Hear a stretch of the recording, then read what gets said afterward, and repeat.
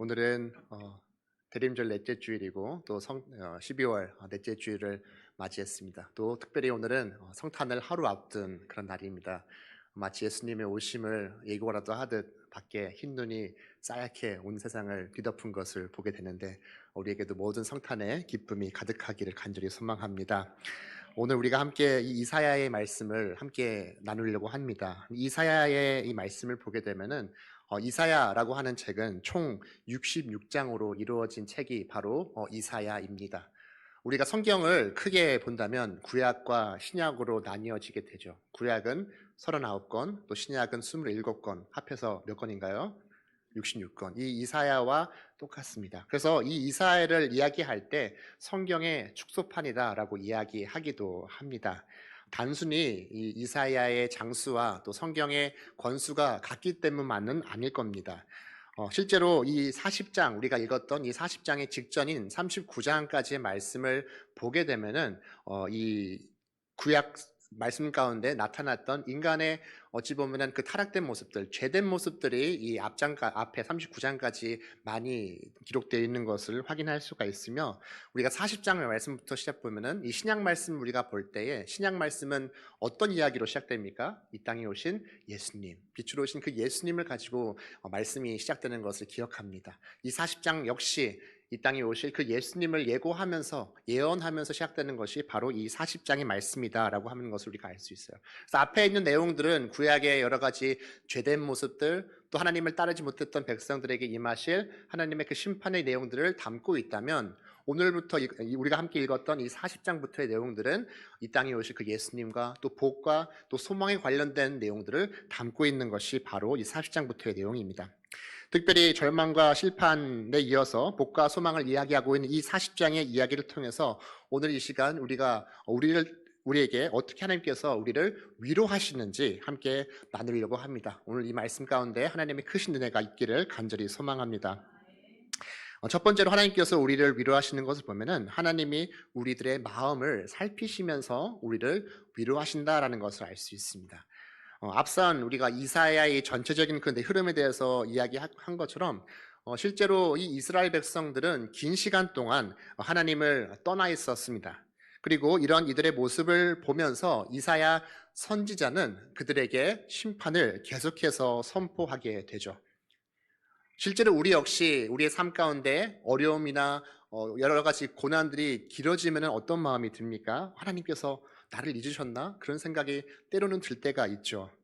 하지만 오늘 이 1절 말씀에서 어떻게 이 1절이 시작됩니까? 오늘 1절 말씀 다시 한번 보면은 너희의 하나님이 이르시되 너희는 위로하라, 내 백성을 위로하라 라고 오늘 1절 말씀이 시작되는 것을 볼 수 있습니다. 비록 우리는 39장까지의 내용을 읽진 않았지만 실제로 우리가 39장까지의 내용을 읽고 40장을 넘어오면은 그 내용이 완전히 달라진다는 것을 알 수가 있어요. 앞선 심판의 내용에서 이제 위로를 이야기하고 있는 것입니다. 특별히 오늘 1절 말씀에서 하나님께서 어떻게 누구를 위로합니까? 내 백성을 위로하라 라고 오늘 말씀에서 이야기를 합니다.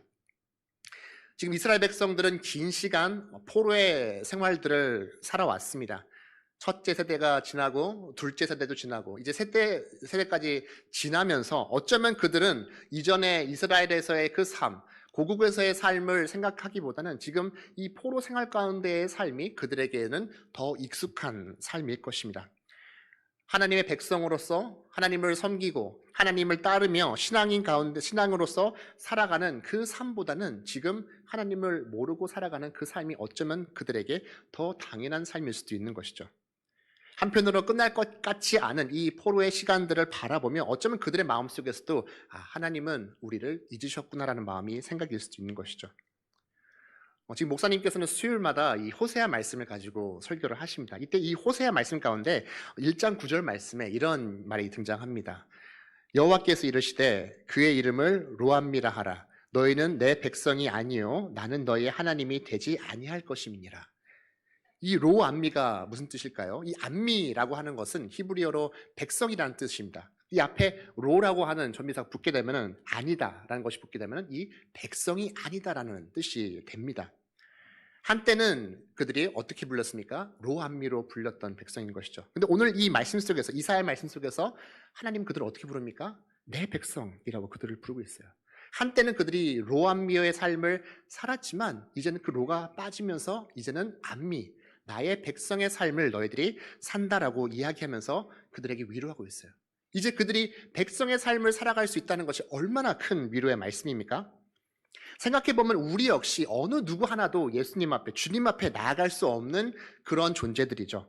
하지만 하나님은 우리를 어떻게 바라보시나요? 늘 긍휼의 마음으로, 사랑의 마음으로 저희들을 바라보시고 또 저희들 자녀 삼아 주십니다. 여전히 우리의 삶은 죄로 얼룩져 있기에 주님 앞에 내세울 것보다는 사실 감출 것이 훨씬 더 많은 것이 어쩌면 우리의 삶의 모습이지만 하나님은 우리를 포기하지 않으시고 자녀 삼아 주십니다. 이것이 바로 우리를 향하신 하나님의 마음인 것이죠. 그리고 그 마음을 우리는 2절 말씀에서 다시 한번 확인할 수 있어요. 2절 말씀이 어떻게 얘기합니까? 너희는 예루살렘의 마음에 닿도록 말하며 그것을 외치라라고 이야기를 합니다. 이 위로의 선포가 그 마음에 닿아야 한다고 이야기를 하고 있어요. 그저 하늘을 향한 아무도 없는 곳을 향한 텅 빈 그런 외침이 아니다라는 것을 우리가 알 수 있습니다. 때로는 성경 속에서도 이런 텅 빈 외침과 같은 그런 선포들이 있어요. 우리가 잘 아는 요나 선지자는 어땠습니까? 하나님의 부름을 받고 그 원수 국가인 니느웨에 가서 하나님의 말씀을 선포해야 했음에도 불구하고 어땠습니까? 하나님을 저버리고 도망칩니다. 하나님은 기꺼이 요나를 끌고 와서 니느웨에 갖다 놓습니다. 하지만 이 사흘 동안 돌아야 하는 이 니느웨 땅에 그는 정말 짧은 한마디 툭 던지고 도망치죠. 하지만 오늘 말씀에서는 어떻게 말합니까? 그 마음에 닿도록, 그 말씀이 땅에 떨어지지 않고 그 마음에 닿도록 외치라라고 말씀하고 있어요. 그러니까 하늘을 향한 헛된 메아리가 아님을 우리가 기억할 수 있는 것이죠. 이것이 바로 하나님의 마음이고 또 이것을 통해서 우리가 위로의 마음이 어떤 것인지 알 수 있습니다. 우리는 사람마다 또 어쩌면 각 살아가는 그 세대마다 모두의 상황들이 다 다릅니다. 우리는 다 어찌 본다면 그렇기 때문에 위로받는 그 모습과 방법들도 다 다릅니다.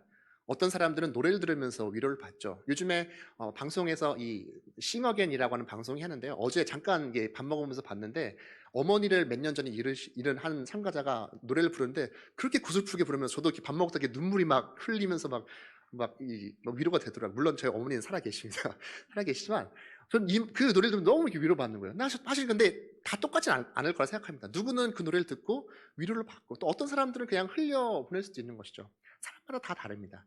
누군가는 나의 이야기를 누군가한테 함을 통하여서 위로를 받기도 하고 또 누군가가 나의 마음을 이해하고 공감하고 알아주면 그것을 통해서 위로받는 사람들도 있습니다. 또 어떤 사람들은 정말 내가 아프고 상처 있지만 그것들을 다 모른 척 해주고 그냥 있는 모습 그대로 나를 바라봐 줄 때 그것만으로도 감사하면서 위로받는 사람들도 있다는 것이죠. 자, 우리는 어떤 시대를 살고 있습니까? 어쩌면 모두가 위로가 필요한 그런 시대를 살고 있는 것이 아닌가 생각합니다. 정말 어린아이들도 그 살아가는 모습을 보면은 참 치열하고 열심히 살아간다 생각합니다. 점점 커가면서 대학도 가야 되고 할 것들도 많고 젊은 사람들의 그 모습들을 보면은 앞으로 뭐 계속 포기해야 되는 것들이 많다라고 이야기하죠. 참 위로할 것들이 참 많은 젊은 세대의 모습을 보게 됩니다. 또 어른들은 어떤가요? 그렇다면 우리는 위로가 필요 없나요? 어쩌면 어른들이 더 많은 위로가 필요하지 않나 생각합니다. 더 긴 인생의 그 걸음들을 걸어왔기 때문에 더 많은 경험들, 더 많은 상처들이 그 안에 내재되어 있는 것이죠. 우리는 살아가면서 그렇기 때문에 때로는 누군가를 떠나보내는 아픔들도 있고 여러 가지 말할 수도 없는 아픔이 우리에게 있습니다. 하지만 나이가 들면 어떤 것을 말합니까? 어쩌면 우리가 이 땅 가운데 더 위로의 사람으로 살아가야 한다는 것을 말하기도 합니다. 하지만 실제로 어떤가요? 때로는 우리는 정말 누군가한테 기대고 싶은 마음이 우리 모두에게 있는 것입니다. 모두가 위로한 이 시대 속에서 하나님의 말씀에 통해서 우리들에게 보여주는 이 위로는 결코 일방적인 위로가 아니다라는 것을 이야기합니다. 먼저 하나님께서 그 마음을 봤던 것처럼 우리 역시 누군가의 마음을 헤아리며 그런 위로의 사람들이 되어야 하겠습니다. 우리는 어떻습니까? 상대방을 위로할 때 어떻게 다가서나요? 정말 상대방을 먼저 생각하고 위로합니까? 때로는 정말 내가 하고 싶은 이야기들만 내 생각들만 상대방에게 얘기해서 오히려 상처만 주는 경우들도 있어요. 우리가 성경 속에서 등장하는 욥의 세 친구들의 모습을 통해서도 그것을 알 수 있습니다. 물론 욥에게 좋은 말을 하러 갔지만 어떻습니까? 오히려 욥을 정죄하고 떠나는 모습을 우리는 보게 됩니다. 오늘 말씀을 기억하며 우리는 무엇을 기억해야 합니까? 하나님께서 우리들의 그 마음을 살피는 것처럼 우리 역시 상대방을 살피는 그런 위로의 마음, 공감의 마음을 가지고 또 위로의 삶을 살아가는 우리 모두가 될 수 있기를 간절히 소망합니다. 하나님은 또 이렇게 어떻게 사람들을 위로합니까? 위로합니까? 내 백성이라고 오늘 말씀 속에서 이야기하는 것을 봅니다. 앞서 이야기한 것처럼 내 백성으로 그들을 감싸 안으면서 그들을 부르고 있지만 사실 이 백성이라는 것 외에 더 큰 울림이 이 속에 담겨져 있습니다. 2절 말씀을 보면은 그 노역의 때가 끝났다라고 2절 말씀에서 등장하는 것을 보게 됩니다. 자, 지금 내 백성이라고 그들을 부르고 있고 또 함께 2절 말씀에서 이 노역을 함께 그들에게 이야기를 합니다. 우리가 구약 성경 속에서 오랜 시간 동안 이스라엘 백성들이 노역을 치르며 살아갔던 그 기록들을 어디서 볼 수 있을까요? 이 출애굽기 말씀 속에서 보게 됩니다. 하나님께서 그때도 이 이스라엘 백성들의 신음소리와 또 그 부르짖음을 들으셨었죠. 이것이 바로 출애굽기의 모습입니다. 어쩌면 그들은 오늘의 이 이사야 말씀 속에서 내 백성이라고 그들을 부르고 또 이 노역이 그들에게서 이제 끝날 것이다라는 것을 바라보면서 마음속 깊은 곳에 어떤 것이 생각났을까요? 바로 이 출애굽기가 생각날 수밖에 없는 것이죠. 우리 조상적 오래전부터 들었던 그 말씀이 다시 한번 선포되는 것을 그들은 듣게 되면서 애굽에서 우리 조상들을 건져주신 것처럼 지금 어려움 가운데 있는 우리를 하나님께서 다시 건져주실 거다라는 그 위로의 말씀을 붙잡고 나아갈 수 있는 것입니다. 뿐만이 아니라 오늘 이 말씀 속에서 이 위로가 예루살렘의 마음에 닿도록이라고 기록되어 있습니다. 물론 이거 우리가 봤을 때 마음이라고 하는 것은 단순히 마음으로도 볼 수 있지만 또 이 마음에는 심장이라고 하는 뜻도 내포되어 있습니다. 그렇다면 이 예루살렘의 심장에 닿도록이라고 우리가 이 말씀을 읽었을 때 예루살렘의 심장은 과연 어디일까요? 예루살렘의 중심이 어디일까요? 바로 성전이죠. 맞죠?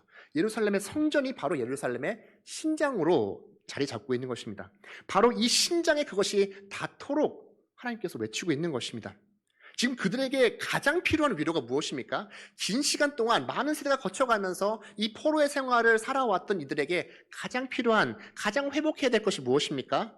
오랫동안 그들이 떠나 있었던 이 예루살렘 성전의 그 예배가 회복되는 것이 당장 그들에게 필요한 것입니다. 그들의 마음의 위로는 예루살렘의 심장인 이 성전이 회복되고 그들의 예배와 신앙이 회복되는 것이 진정한 위로다라고 오늘 말씀을 우리들에게 말하고 있습니다. 우리 역시 어떻습니까? 많은 마음의 상처들을 안고 살아갑니다. 세상적인 많은 위로가 필요할 때도 있습니다.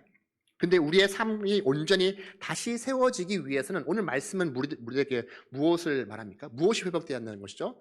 예배가 우리의 삶 가운데 먼저 회복이 되어야 된다는 것을 이야기합니다. 우리의 마음속 깊은 곳에 계신 하나님, 지난날도 나의 손을 한 번도 놓지 않으시고 함께 하셨던 그 하나님, 그 구원의 하나님을 다시 마음 깊은 곳에서 찾아서 기쁨의 마음을 가지고 예배의 자리에 나아가는 우리 모두가 될 수 있기를 간절히 소망합니다. 두 번째로 하나님은 우리가 듣는 것을 통해서 위로를 해주십니다. 오늘 말씀 보면은 다 읽지는 않겠지만 2절과 3절과 6절에서 계속해서 이 외치다라고 하는 단어가 등장하는 것을 우리가 볼 수가 있습니다. 지금 이스라엘 백성들에게 가장 큰 위로가 앞서 이야기했던 것처럼 이 압제가 끝나고 그들의 신앙이 다시금 회복되어지는 것이 그들에게 필요합니다. 우리가 신앙인으로서 살아간다라고 할 때 우리 안에 무엇이 있다고 말합니까? 내 안에 믿음이 있다라고 말하죠. 결국 이 연약해진 믿음을 사실 이 이스라엘 백성들은 다시 회복해야 하는 것이 당장 필요한 것입니다. 그러기 위해서 이 믿음을 회복하기 위해서는 어떻게 해야 할까요? 외치는 그 소리를 경청하며 들어야 한다는 것이죠. 우리가 잘 아는 로마서 10장 17절 말씀에서도 어떻게 말합니까? 믿음은 들음에서 난다라고 이야기하는 것을 우리가 잘 알죠. 우리가 먼저 들어야 하나님의 그 마음을 알 수 있는 것이고 우리가 먼저 들어야 그 행함의 삶을 살아갈 수 있는 것입니다. 사실 하나님은 외치는 자의 그 소리를 말을 통해서 이미 내가 그동안 수도 없이 너희들에게 외치는 자들을 세워서 하나님의 나의 마음을 너희들에게 전했다는 것을 이야기합니다. 예를 들어서 예레미야 선지자를 통해서 하나님의 그 심판을 이야기하기도 하고 에스겔 선지자를 통해서 다시금 마른 뼈가 붙으며 회복될 것을 이미 여러 번도 내가 너희들에게 선포했다. 특별히 우리는 이 3절 말씀에서 무엇을 또 볼 수 있습니까? 광야에서 여호와의 길을 예비하라. 사막에서 우리 하나님의 대로를 평탄하게 하라. 어디서 많이 친숙한 말씀처럼 들리지 않습니까? 여호와의 길을 예비하라라는 이 말씀 들을 때 여러분들은 어떤 걸 생각합니까? 네, 맞죠. 세례 요한이 생각나죠. 약태 때 털옷을 입고 가죽대를 입고 나는 이 세례 요한의 말씀이 어쩌면 이 이사야 말씀 가운데 선포되고 있는 것이죠. 이 이사야는 이 땅에 다시 오실 임마누엘 하나님 예수님을 이 말씀 가운데 이미 예언을 하고 있는 것이죠. 이것을 이 세례 요한에 등장하는 것을 통해서 우리들에게 보여주고 있는 것입니다. 이 세례 요한은 무엇을 준비합니까? 이 땅 가운데 빛으로 오신 그 예수님을 준비하고 있는 것이 바로 이 세례 요한이신 것이죠. 이미 하나님께서는 이 구약 시대와 신약 시대에서 늘 외쳤던 것들이고 오늘날에도 계속해서 우리는 하나님의 말씀을 곳곳에서 들을 수가 있습니다.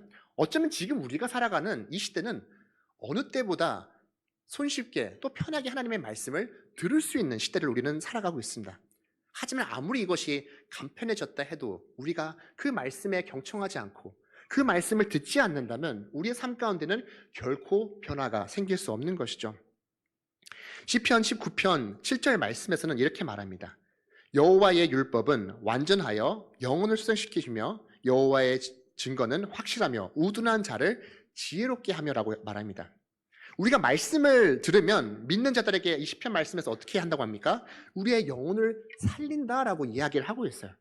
내 안에 있던 그 아픔들을 말씀을 통해서 모든 것들이 싸매어집니다. 내 안에 있던 그 어두웠던 것들이 모두 거치게 되면서 내 마음이 이제야 하나님의 마음이 되도록 말씀이 내 안에 앉히게 될 때, 내 마음에 말씀이 들어오게 되면 그 능력이 소성시키시는 능력이 있다는 것을 오늘 말씀은 저희에게 보여주고 있죠. 또 말씀은 우리에게 지혜를 준다라고 이야기를 했습니다. 지금 저는 여러분들 앞에서 이렇게 목회자로서 설교를 하고 있어요. 근데 대학 때까지는 이 목회랑 전혀 다른 공부를 했던 사람입니다.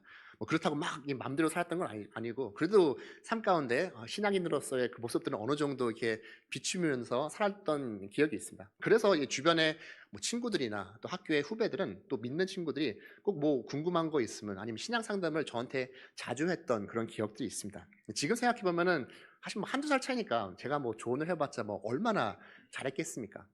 근데 신기하고 놀라운 것은 친구들이 저에게 와서 이런 신앙의 고민들과 또한 걱정들을 가지고 나올 때 하나님께서 놀랍게도 그때마다 말씀들을 주셨어요. 예를 들어서 그 주에 함께 목사님과 나누었던 그 말씀이라든지 아니면 그 주에 함께 큐티를 나눴던 그 말씀들을 붙잡고 나아갈 때 또 그 주에 꼭 친구에게 꼭 필요한 말씀들로 하나님께서 주시더라고요.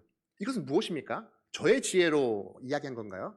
아니죠. 하나님께서 주시는 그 말씀의 능력을 가지고 선포한 겁니다. 하나님이 주신 그 말씀의 능력을 가지고 지혜를 그들에게 전달할 수 있었던 것이죠. 우리 역시도 이런 삶을 살아가지 않을까 생각합니다. 늘 말씀을 묵상하고 또 말씀을 사모하는 그 삶을 살아가는 우리가 될 수 있기를 바랍니다. 각자의 삶 속에 주시는 그 말씀을 붙잡고 또 그 삶 가운데 역사하실 하나님을 붙잡고 나아가는 우리 모두가 될 수 있기를 간절히 소망합니다. 또 오늘 말씀에서 이 말씀이 우리에게 힘이 되는 이유가 무엇입니까? 오늘 8절 말씀 보면 이렇게 말하고 있어요. 풀은 마르고 꽃은 시드나 우리 하나님의 말씀은 영원히 서리라 라고 이야기합니다. 지금 영원할 것 같고 넘어지지 않을 것 같은 것은 사실 그 당시에 바벨론이라고 하는 엄청난 제국이었습니다. 이 큰 제국이 그들 앞에 놓여있고 긴 시간 동안 그들은 노예로서의 삶을 살아왔습니다. 하지만 하나님은 이 강한 바벨론을 어떻게 바라보고 있어요? 풀처럼 또 시드는 꽃처럼 그것을 바라보고 있습니다. 반면에 그 말씀은 영원할 것이다 라고 선포하고 있죠. 당시의 역사 자료들을 보면 이 바벨론 성벽이 얼마나 컸는지 이 성벽을 한꺼번에 마차가 6대가 지나갈 수 있을 만큼 엄청난 큰 성벽을 가지고 있었다고 합니다. 근데 당시의 사람들의 기준에서는 이 바벨론은 결코 무너질 수 없는 초강대국이었던 것입니다. 하지만 하나님의 기준에서 이 바벨론을 바라봤을 때는 한낱 풀과 같은 존재에 불과하다고 오늘 말씀에서 부릅니다. 그에 비해 그 말씀은 이 풀과 또한 꽃처럼 대조를 이루면서 영원할 것이다 라고 우리에게 이야기하고 있죠. 또 이 영원한 약속을 붙잡고 우리가 나아갈 수 있는 그 이유가 무엇일까요? 하나님은 늘 그 말씀을 지켜오시기 때문에 우리가 말씀을 붙잡고 나아갈 수 있는 것입니다. 민수기 말씀에서 민수기 23장 19절 말씀에서는 이렇게 말합니다. 하나님은 사람이 아니시니 거짓말을 하지 아니하시고 인생이 아니시니 후회가 없으시다. 어찌 그 말씀하신 바를 행하지 아니하시며 하신 말씀을 실행하지 아니하시랴. 그래서 우리는 말합니다. 우리가 이 땅 가운데 살아갈 때 사람은 믿음의 대상이 아니라 사랑의 대상이라고 이해하죠. 왜냐하면 사람은 곧잘 자기들이 했던 말들을 다 뒤집고 없기 때문입니다. 그렇기 때문에 이 땅 가운데 살아가면서 우리는 서로 간에 그 신뢰를 쌓고 살아가는 것이 어쩌면 그만큼 힘든 것입니다. 아마 우리 모두에게 각자 위로가 되는 그 말씀들이 분명히 있을 겁니다. 또 어쩌면 잊고 있었던 말씀들도 있을 거예요. 저 역시도 늘 붙잡고 있었던 말씀인데 오랫동안 잊고 있다가 지난 저희 청소년부 애들에게 말씀을 전하면서 다시 한번 이 말씀이 생각났어요. 여호수아 1장 9절 말씀인데 강하고 담대하라 두려워하지 말라 놀라지 말라 내가 어디로 가든지 내 하나님 여호와가 너와 함께 하시느니라 하시니라.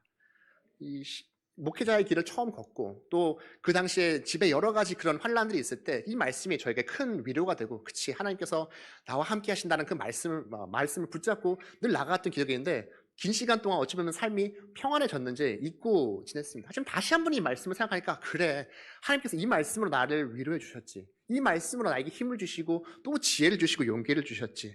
우리 역시 각자의 마음속에 위로가 되는 말씀들이 하나씩 다 있을 겁니다. 이번 한 주의 삶을 살아가고 또 이 대림절과 성탄을 보낼 때에 나에게 그 위로가 되는 말씀들을 다시 한번 꺼내고 또 묵상하면서 그 말씀을 통해서 위로받는 한 주의 삶이 될 수 있기를 간절히 소망합니다. 셋째로 하나님은 자신의 드러남을 통해서 우리를 위로해 주십니다. 5절 말씀에서 어떻게 말합니까? 여호와의 영광이 나타나고 모든 육체가 그것을 함께 보리라고 이야기합니다. 오늘 말씀을 선지자가 선포하면서 이스라엘 백성들에게 기억나게 했던 사건이 바로 이 출애굽 사건이었습니다. 그때 그 부르짖음을 들으시고 그 노역을 건져주시는 구원의 손길을 내미신 것처럼 이번에도 어려움 가운데 있는 이 강대국 속에서 그들을 구해주실 것을 하나님께서 말씀해 주고 계시고 또 오늘 말씀에서 영광 중에 나타날 것이다라고 그들에게 이야기합니다.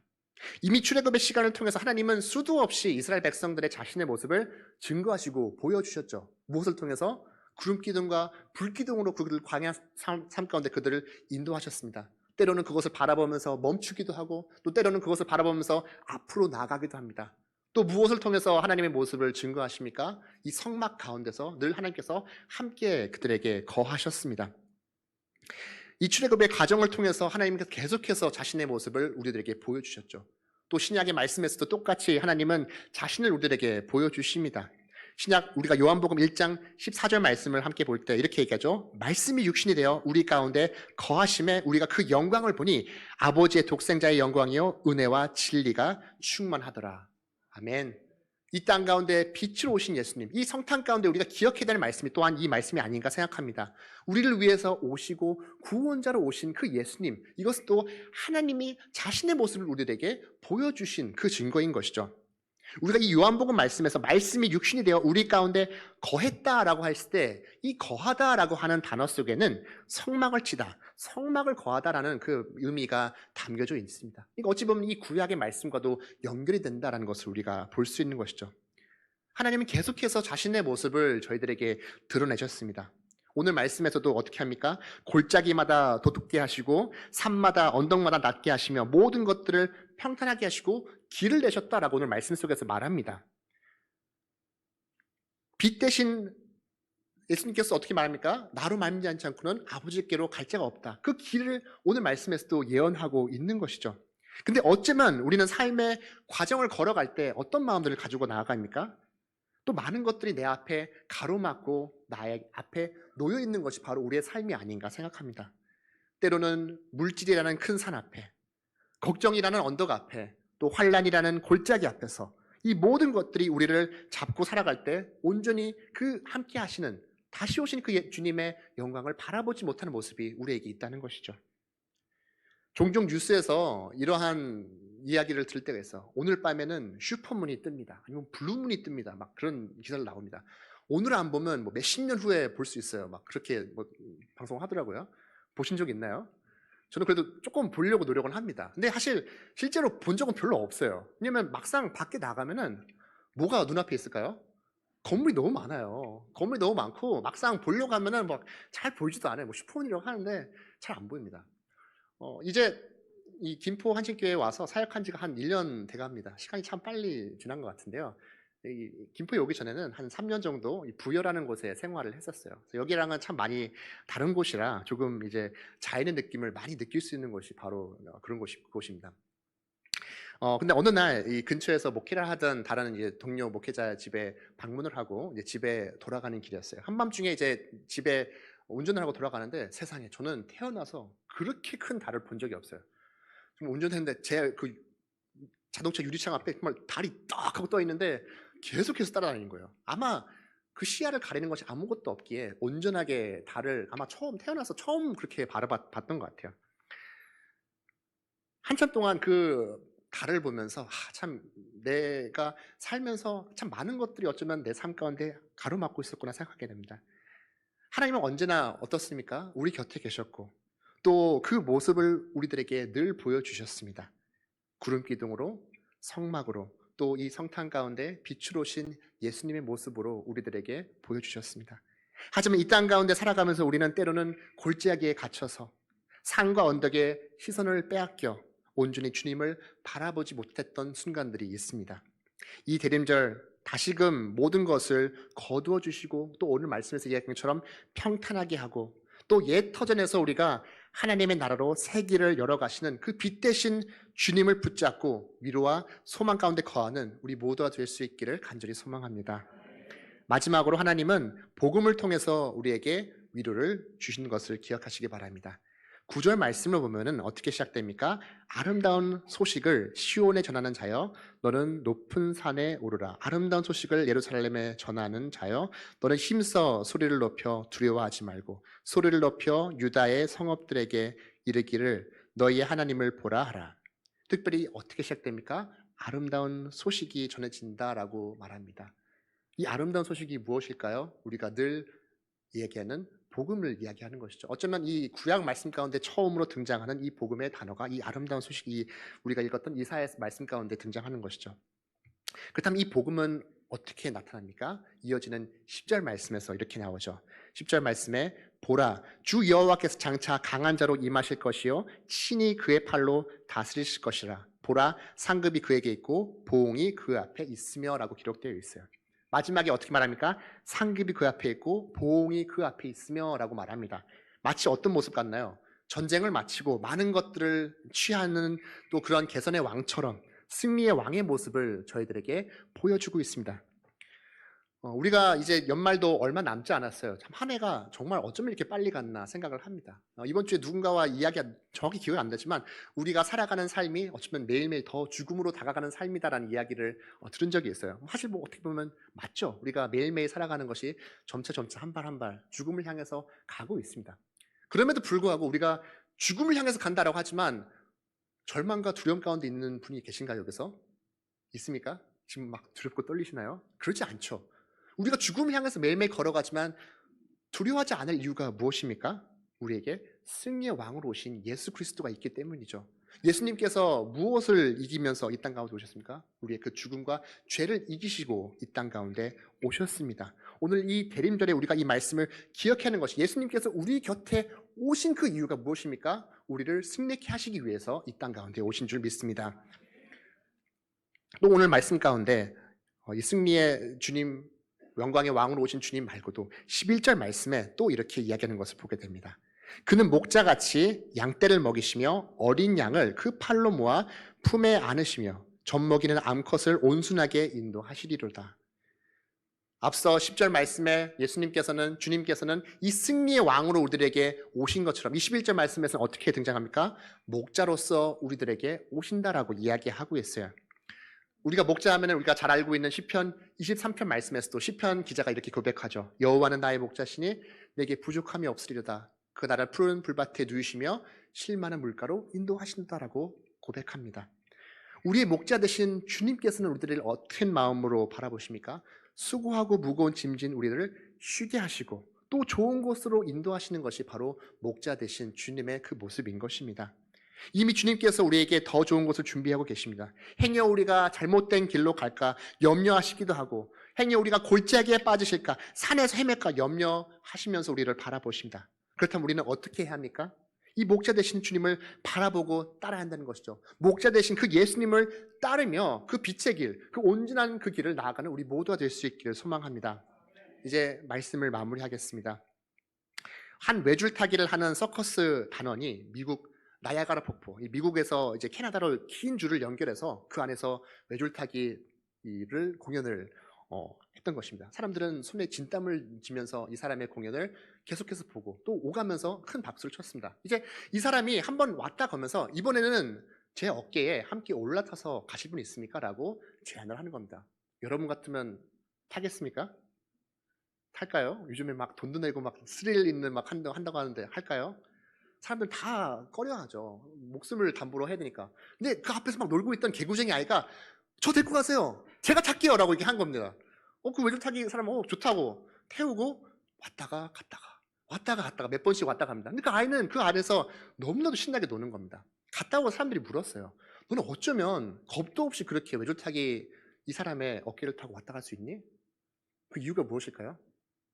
이 아이의 아버지였기 때문입니다. 아버지였기 때문에 믿고 나아갈 수 있었던 것이죠. 우리는 살면서 어찌 보면은 우리가 가장 약하고 가장 연약할 때에 부모에게 모든 것을 맡기고 따르는 것이 바로 우리의 삶이죠. 하지만 어떤가요? 살아가면서 스스로 할 수 있는 것들이 하나 둘씩 늘어나게 될 때 조금씩 부모의 품에서 멀어지게 됩니다. 하지만 기억해야 될 한 가지가 있습니다. 우리는 늘 위로받기 위해서 챙김받기를 원하는데, 그러기 위해서는 우리는 어떤 마음들을 가져야 하는지 오늘 말씀에서 말합니다.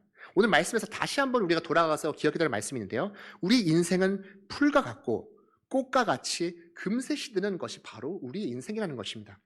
주님의 도움 없이는 우리는 단 하루도 살아갈 수 없는 그런 존재다라는 것을 오늘 말씀은 저희들에게 말합니다. 내일이면 주님의 오심을 기념하는 성탄이 바로 내일입니다. 분명 우리는 성탄이 되면 기쁨의 날이 되기도 하고 또 가족들과 좋은 선물들을 많이 나누기도 하는 것이 바로 성탄절이 아닌가 생각합니다. 하지만 우리에게 가장 소중하고 귀한 선물은 어떤 선물일까요? 바로 이 땅에 빛으로 오신 예수님. 이 대림절과 성탄 가운데 우리에게 생명의 빛으로 오신 예수님이야말로 가장 귀한 선물임을 믿고 나아가시길 소망합니다. 이 말씀 다시 한번 붙잡고 나아가며 우리의 목자 되신 주님, 또 빛이 되신 주님을 붙잡고 나아갈 때 우리의 삶 가운데 참된 위로와 소망이 넘치기를 주님의 이름으로 간절히 축원합니다.